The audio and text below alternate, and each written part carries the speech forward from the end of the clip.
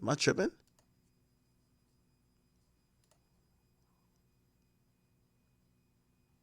Am I tripping? Okay, I probably am tripping. Okay. He cries in the No Jumper interview over his sister's death. All right. I don't know, man. Hey, I think Adam right now is. I don't know. Like, I'm gonna be honest with you. I'm not necessarily like. I'm not like jumping out my skin to go talk about like. I don't know, like the whole War in Chirac shit, bro. Like, bro, it was so kind of like I guess people still care about the stories.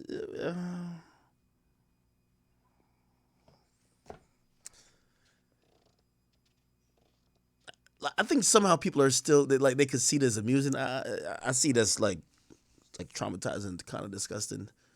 But I mean, shit. I think Vlad's on it now, so Vlad gonna create like the motherfucking. He's gonna give you out the real shit. By the time he's done, niggas could just shoot Paid in Full, the Chicago version. Somebody said Trap More Ross. Is this it? Warning. The purpose of this video is for educational, informational, and documentary purposes only, and it's not intending to glorify, incite, or encourage hometown. Looking into the possibility of bad blood between rival rappers. Several months ago in North Carolina, Young Dolph's SUV was shot at 100 times. Witnesses heard the shots here in Hollywood, and nearby security video captured a person running from an SUV. Things popped off hard for Young Dolph in 2017 when he was in North Carolina. Here, Dolph was shot at reportedly over 100 times, but managed to walk away unscathed thanks to the $300,000 bulletproof SUV that he was riding in at the time. But anyway, why on earth would somebody want to shoot a rain of 100 bullets on Young Dolph? Well, to truly understand that, we've got to look at Dolph's long-running feud with fellow Memphis rap legend and the best rapper for your digestive system, Yo Gotti. Many have speculated that Yo and his collective music group may have had something to do with that shooting. But if you're not as plugged into the hip-hop culture as me, you may be wondering who the hell Yo Gotti is. Well, Yo Gotti, if you don't know, is another Memphis rap legend who's been grinding for over a decade, but in the past few years has had some pretty mainstream hits, including Down in the DM, FU, Rake It Up, and more recently, Put a Date on It. Now, both rappers rep Memphis, Tennessee to the fullest, and their claim to the throne of King of Memphis has been a big part of this beef from the start. However, for the record, Memphis has been the home to many kings of hip-hop over the years, including 8-Ball and MJG, as well as 3-6 Mafia's Juicy J, Project Pat, and DJ Paul, as well as Gotti. He did kickstart his career. A personal incident that he'd had with very similar to the situation between Dolph and Gotti. Yukon XL SUV. Nice. Charlotte Mecklenburg police said that they were exploring the possibility that people in the music industry were connected to the shooting. But interestingly, Dolph was not fazed by these 100 bullets, and he hit that stage as planned that night and made sure to perform his Yo Gotti diss track to send a message. And just 18 hours after the shooting, Young Dolph tweeted, "You loose," with a laughing face. Now, I'm not sure whether this was his way of saying you lose, or he was just saying that the people tried to shoot him a straight loose. But either way, when somebody tries to shoot at you 100 times, it's safe to say that the block is kinda hot, and you should probably keep it quiet for a while. A few weeks later, he appeared in an interview and again downplayed the shooting and refused to acknowledge Gotti's role in it. Old news. You know what I'm saying? Like, it's old. What you talking about? I don't know what you talking about. It's entertainment. You know what I'm saying? Like, definitely.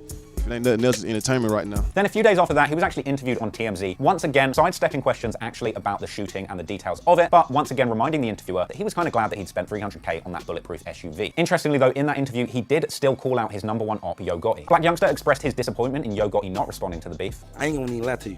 Like, I don't even like how Big Homie move. I really don't. Like, but how he moves, it got him back through his career and through his life. So I can't judge it. You know what I'm saying? And at the end of that month, on the 31st of March, Young Dolph appears on The Breakfast Club and once again downplays that shooting and suggests that the people that did it were some amateurs. Now you and Yo Gotti, man, why can't you and Gotti just come together and get this money? Ain't gonna never happen. What you talking about? You put out the record, you know, you talking about his baby mom and all that stuff. Play with your Play bitch. with Oh, your you talking bitch. about the hardest diss song ever dropped? That's what happened when you get whoever, anybody, like, apparently they know what they were doing. And you shoot 100 times and ain't no nothing shake, no nothing, nobody hit no nothing. I need to find another hobby. I need to find something else to do. Yeah. You know what I'm saying? Like what y'all playing and portraying to be, whatever y'all trying to do, y'all ain't good at it.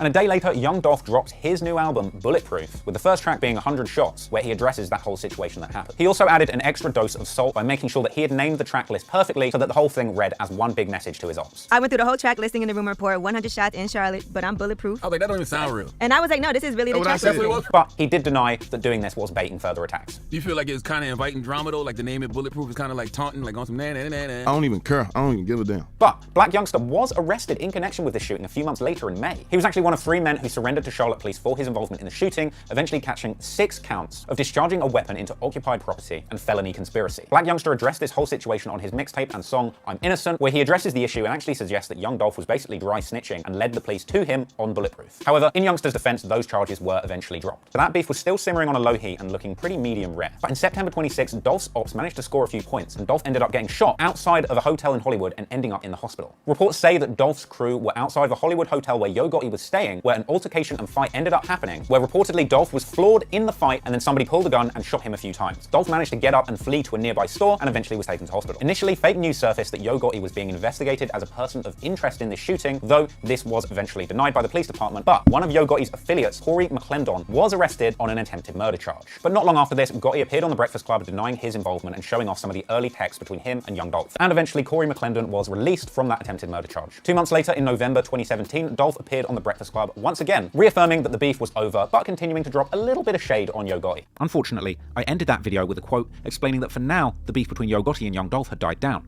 as both Dolph and Yo Gotti, at the time being, had focused on their music throw up. J Money Member and Walker is a suspect in that case. Court records show Walker has been arrested 3 other times since October for armed 5 to 17 were inside. Go back to bed, see what's going on, make sure kids all right, make sure everything okay. He says the same people returned a week later when his kids were alone. Fortunately, no one was hurt. Police came, they found like 5 shells over there inside the street that time. And then the second time, there was shells everywhere. Police say the victims were able to identify 19-year-old Byron Walker as the shooter. He's now facing 7 counts of attempted first-degree murder. The young guy that got arrested, I don't know him. I heard of him, but I don't know him. Police say the drive-by shootings are connected to the murder of a rival gang member, and Walker is a suspect in that case. Court records show Walker has been arrested 3 other times since October for armed robbery and the theft of vehicles and weapons. 2 of the cases, though, have been dismissed. Give him a slap on the wrist and let him right back out. He's hoping that doesn't happen this time and says something has to be done to stop the crime. They need some wake-up calls. To tell you the truth, I think these young folks out here need some wake-up calls. In Southeast Memphis, Melissa Moon, WREG, News Channel 3. Meanwhile, D Money, the brother of J Money, would also be shot dead in May 2020, causing yet more friction between these warring groups. After D Money's murder, rumours would spread that he was allegedly killed by the artist named Big Unk, formerly known as Uncle Danny. Big Unk is allegedly affiliated with the RR crew as well as Yo Gotti's CMG crew. He was a prominent street rapper from Memphis, known for showing off serious weapons in his music video. For example, seen here surrounded by goons and a whole lot of heavy weapons for the terrifying music video for a track called Play Dead, as well as a collaboration with Big Scar called Go Monkey, where him and his goons show off an arsenal of weapons looking like something straight out of Call of Duty. After D Money's death and the rumours that he was involved, Big Unk, real name Daniel Banks, would simply post 3 laughing emojis on his Facebook, as well as reposting a cryptic message about some things being better left unsaid, along with a shushing emoji. Later that year, CEO Jizzle, another allegedly RR affiliated rapper, would rap on his song Rich and Ruthless. If you diss 23, swear to God, it's gonna be RIP. You ain't hear what happened to last dude, he got left on Trig Street. This was seemingly a diss aimed towards D Money, who had dissed a dead RR member called 23 just a few months before he was killed. In fact, just a few days after dissing 23, D Money would post a text message on Facebook that he had apparently received, where someone seemingly threatens to kill D Money in his car, swearing to do it on Grape. Now, this is where Young Dolph enters the picture. Young Dolph would actually sign RR members Big Unk to his Paper Route Empire label, despite his former connection to Yo Gotti's CMG. And in signing Big Unk, Young Dolph had inadvertently picked sides in this separate beef that had brewed between True La Mafia and RR. And this would cause True La Mafia to side with Yo Gotti's CMG group, and Big Unk's RR crew to side with the Paper Route Empire of Young Dolph. Now, some fans would criticize Young Dolph at this time, since he had been so close to J Money back in the day, with many being confused as to why he had chosen to sign the man who had allegedly murdered his brother. But regardless of the reasons, apparently, when Young Dolph chose to sign Big Unk, he effectively made himself a prime target for True La Mafia, with Big Unk's street ties essentially bringing a younger generation of Memphis gang members to the forefront of this industry feud that had been going on between Young Dolph and PRE and Yo Gotti and his CMG label. And so, it would seemingly turn out that this street feud and its connections to the complicated web of relationships in the music industry would ultimately cost Young Dolph his life. On November the 17th, 2021, Young Dolph would visit the Makeda's Cookies bakery located near the Memphis International Airport, driving there in his camouflage-wrapped Corvette. Young Dolph was known to frequent this bakery and would often share his visits on social media. The store itself would even ask Dolph for a promo after his many visits, with Dolph sharing his public approval for this particular cookie spot. Again, say you came to get some what? Makeda cookies. Get inside. Come back around there. What you got? Chocolate chip. Don't hot. Just for you. Appreciate you, baby. Be safe. In fact, Facebook users would later comment their disapproval of Makeda's Cookies sharing this, suggesting that letting the world know that Dolph frequented this bakery may well have been a fatal mistake, which contributed to his murder. On his way to Makeda's Cookies, Young Dolph would actually stop at a gas station where his final moments would be captured by a fan, and potentially giving away his location. At approximately 12:20 p.m, two masked men would pull up to Makeda's in a white Mercedes, almost immediately following Young Dolph, who had parked and entered the store only moments earlier. In the security camera footage that the police would later share stills of to the media, the shooters can actually be seen running past Young Dolph's Corvette, armed with automatic rifles, which they then fired indiscriminately into the bakery, hitting Dolph 22 times. And unlike the various attempts on Young Dolph's life in years prior, sadly, this one would indeed prove fatal, with the autopsy report showing that Dolph had suffered deadly gunshot wounds to his head, torso, and neck. And a shocking video of Young Dolph laying on the ground after the assassination would circulate on social media, but is far too graphic to show you here on YouTube. Oh my God, y'all, they say Dolph dead, y'all. They say Dolph dead. Right up here on Airways and Kitchen. I'm talking about I was just standing out here just seeing this. You talking about back up now. Damn. Ooh wee. I never seen no like this. Oh my God. Oh my God. Oh my God. They say this Dolph. They say this Dolph. They say this Dolph.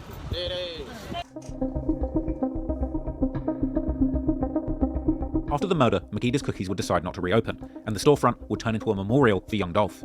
Whether it's a spray paint bottle or staple gun in hand, Jeremiah Taylor is a man on a mission each day at this memorial honoring slain Memphis rapper Young Dolph. Black youngster. Now, these rumors would initially turn out to be false, but while fan speculation about who might have been involved played out online, a few days later, the police would make progress in the formal investigation, locating the white Mercedes that had been used in the murder in the Orange Mound neighborhood in South Memphis. And only a few days after that, a man was actually murdered near the very location where the car used in the murder of Dolph was found.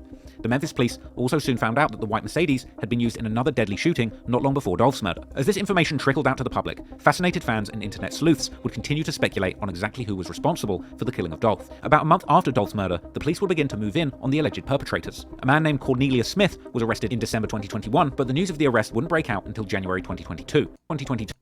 Investigators say they found Trayon Ingram with the weapon connected to the shooting. They say a white Mercedes used in the shooting in Covington is the same car used in Young Dolph's death. We learned early on It would seem that based on social media posts, that Desto was, or at least had been, being locked up didn't seem to stop Straight Drop from dropping more music.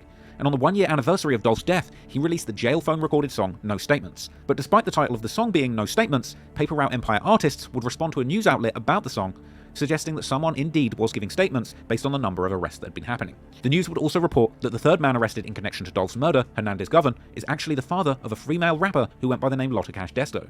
Lotta Cash Desto was tragically killed in September 2022, raising questions about whether or not this murder might have been connected to the murder of Young Dolph too. Govan's daughter, she was also a rapper, but she was killed in Houston in September. Yeah, she went by Lotta Cash Desto, but her real name, Destiny Govan. Houston police say the 25-year-old was shot and killed in Houston September 24th, early that morning. Investigators say Govan and her friend were in their vehicle, stopped behind a vehicle at a traffic light. Police say two men got out of the vehicle and started shooting at the women. We're told the passenger was also shot but survived her injuries. Christian Williams was charged with her murder. About a month after the murder, Hernandez Govan posted on Facebook, "I think I cursed you, Destiny, with my lifestyle. I apologize, baby." As we reported earlier, Govan has dozens of criminal charges in his past, ranging from drug possession to aggravated assault. It would seem that based on social media posts, that Desto was, or at least had been, indeed in some ways associated with the Trula Mafia, and even had a song together with J Money himself all the way back in 2015. Now, Desto's alleged killers, Jeremiah Smith and Christian Williams, were arrested and charged in early 2023, but their possible connection to the events in Memphis is still unclear. However, according to the internet, her death may well have been a completely unrelated incident that rather had to do with her own actions in Houston where she was living at the time, rather than Dolph. But regardless, the bloody retaliations following the murder of Young Dolph were far from over. In June 2023, one of the persons of interest who was not charged in relation to Dolph's murder, Joshua Taylor, aka CEO TZ, was suddenly also shot and killed. Reddit detectives had noted how Dolph's friends had been driving around the Orange Mound neighborhood where TZ was killed not long before the shooting. You know what I'm saying? It ain't nothing late night, middle of the daytime. Stop that. Talking about one ain't nothing to spend on. No cap. Put it on buns, on guns, on the head. Stupid. This ain't no looking, I didn't hit the lotto. Meanwhile, both Cornelius Smith and Justin Johnson, aka Straight Drop, are set to go on trial in March 2024 after pleading not guilty to all charges. Fans have also noted that Straight Drop allegedly hired a lawyer that has connections to Yo Gotti's crew CMG, raising yet more rumours that True La Mafia and CMG might have both been involved together in Young Dolph's murder. Govan, on the other hand, was released on bond in May 2023, apparently due to medical reasons, while Straight Drop's brother, Jamarcus Johnson, actually accepted a plea deal admitting to guilt on accessory to murder charges in June 2023. One of the 4 men charged in the murder of Memphis rapper Young Dolph became the first to take a plea in his case after Jamarcus Johnson pleaded guilty to 3 conspiracy charges this morning. Action News 5's Sydney Gray was in the courtroom for that announcement. She has more from Johnson's attorney and state prosecutors. He ranks one offender. Do you understand that? Jamarcus Johnson could spend the next 6 years in prison for his admitted involvement in the murder of Memphis rapper Young Dolph. Friday, he pleaded guilty to 3 counts of conspiracy after the fact. With regard to Jamarcus Johnson, as we announced in court, he had no role in the murder of Dolph before it happened. He had no role in the murder of Dolph when it happened. But prosecutors say he conspired after the fact by helping his half-brother, Justin Johnson, one of the accused shooters. We had a conference call with the family yesterday. They understand what this is about.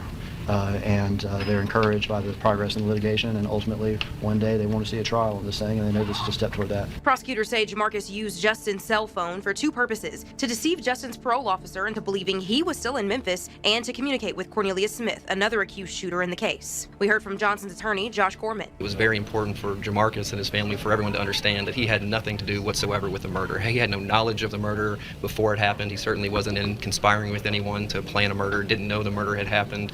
Obviously, until weeks later, learned about it through social media. Johnson could be required to testify against his brother as part of his plea deal, but Corman says Jamarcus is eager to get back with family. Here's a kid who had never been in trouble before, has no criminal record whatsoever, and then you get locked up and you're in protective custody, which is pretty much like being in isolation for the last 7 months. So you can imagine what that does to your mind and everything else. Sydney Gray, Action News 5. And Johnson may actually be asked to testify against the others in the case during the trial, but at this stage, we don't know whether or not he's flipped, or just trying to avoid a lengthy sentence that he might get if he loses trial. Sadly, during the investigation, some members of the public have also attempted to pin Dolph's murder on the owners of Makeda's Cookies, as a fake wanted poster for the owner was even created and circulated online after the killing.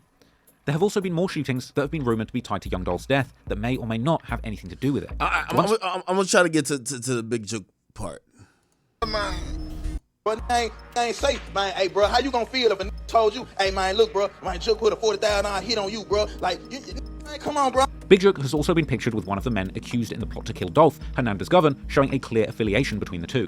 Furthermore, Big Jook has shared multiple disrespectful videos to his Instagram aimed at Dolph even after his death, with one example being Jook mocking a mural that was painted to memorialize Dolph in Memphis. I don't paint no bitch beside two real with a in the middle, man.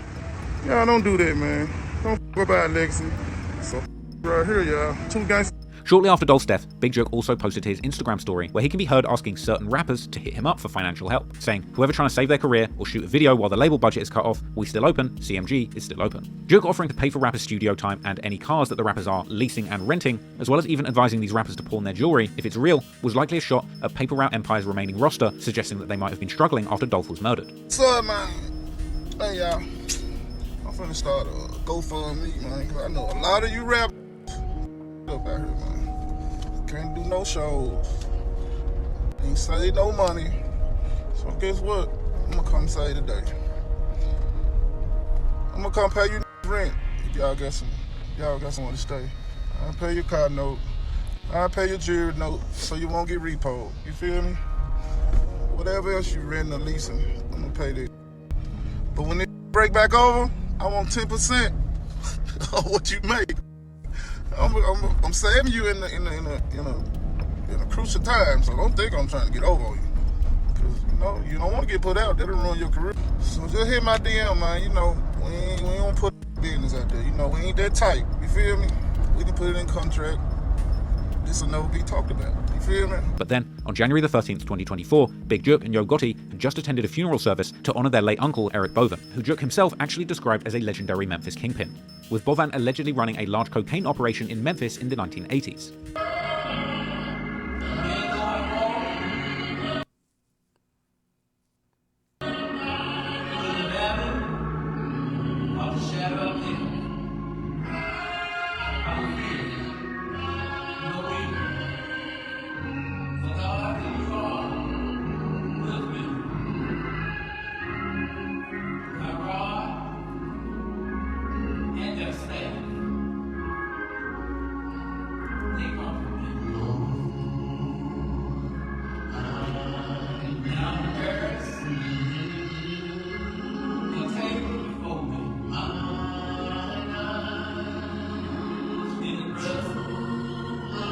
Where the fuck did he get this from? I've never seen this full thing.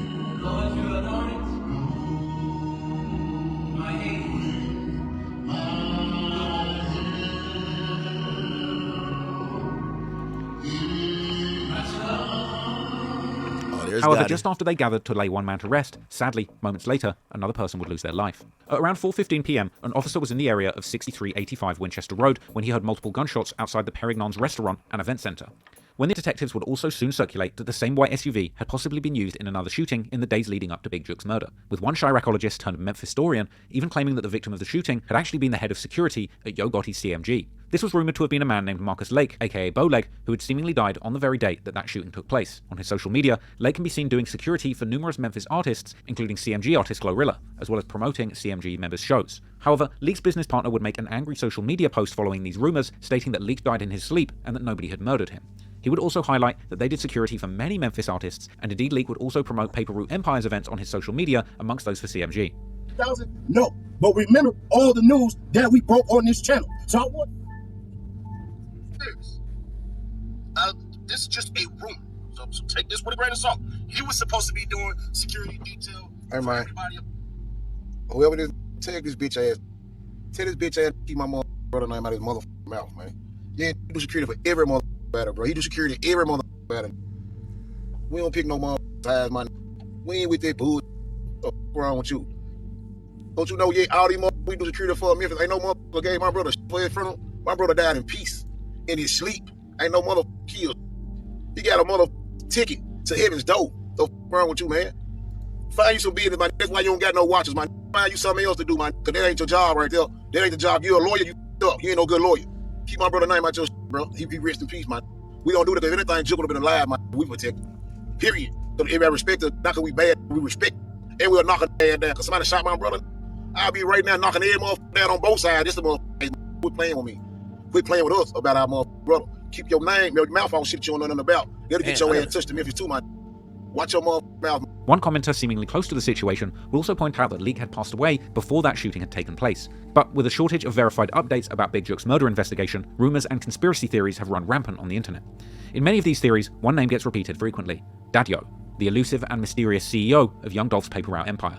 Daddy-O, real name Jeremy Moore, is listed as the legal director of Dolph's company, Paper Route Empire LLC, and Young Dolph and him had apparently known each other for a long time, with him actually explaining that he had met Young Dolph playing basketball when he was a child in an interview in Young Dolph's King documentary on Worldstar. He was allegedly the first person who had showed Young Dolph $1 million. You know what I'm saying?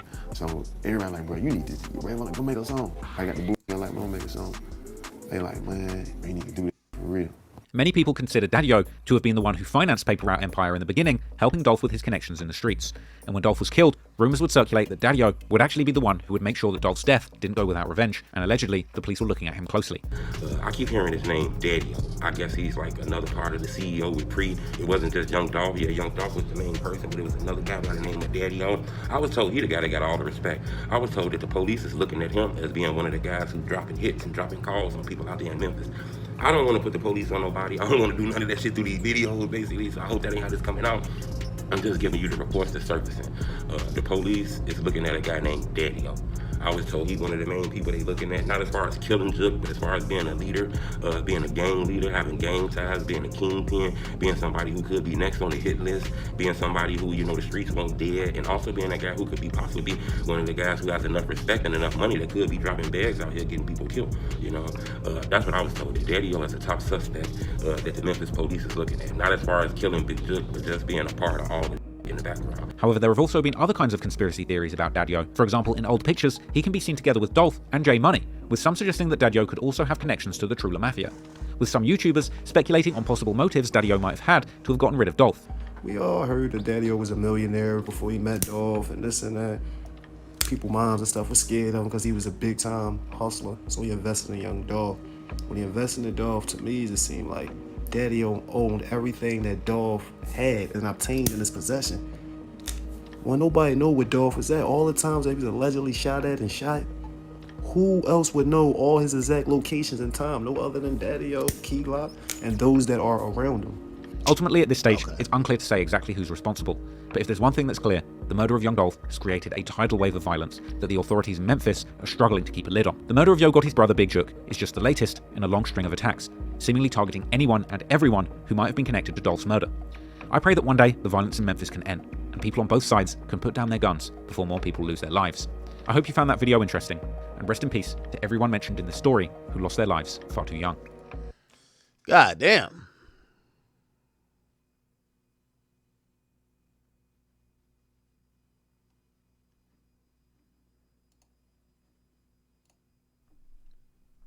So, it relates to what's in my next video, but I'll give you a little teaser.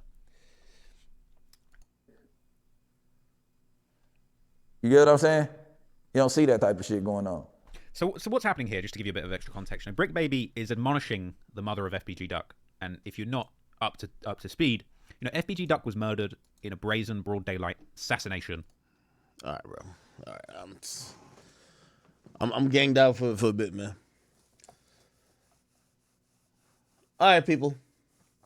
I ain't gonna lie, man. I think we're gonna call it wraps with that. Listen, I appreciate y'all for rocking with me today, man. I will most likely be on, not even most likely, I'll be back on tomorrow. I know y'all niggas would be tight if I said no. But yeah, no, I appreciate y'all. I think we did about almost 7 hours today. I appreciate y'all for rocking with me today, man. If I didn't get to a topic today, I'll definitely get to it tomorrow. I think I did miss a couple things. There's some take case shit to talk about, but I'm trying to pull some paperwork on that. So I want to see what the current status of that case is.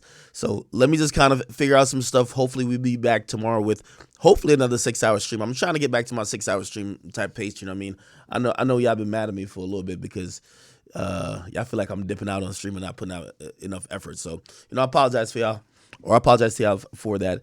And yeah, let me see, by the way, what the hell? Hey Zam, thank you for the donation, by the way, and I'm glad that you really enjoy the content I do. I appreciate it. By the way, if I didn't read your donation, let me see if anything interesting in here. Give me 1 second.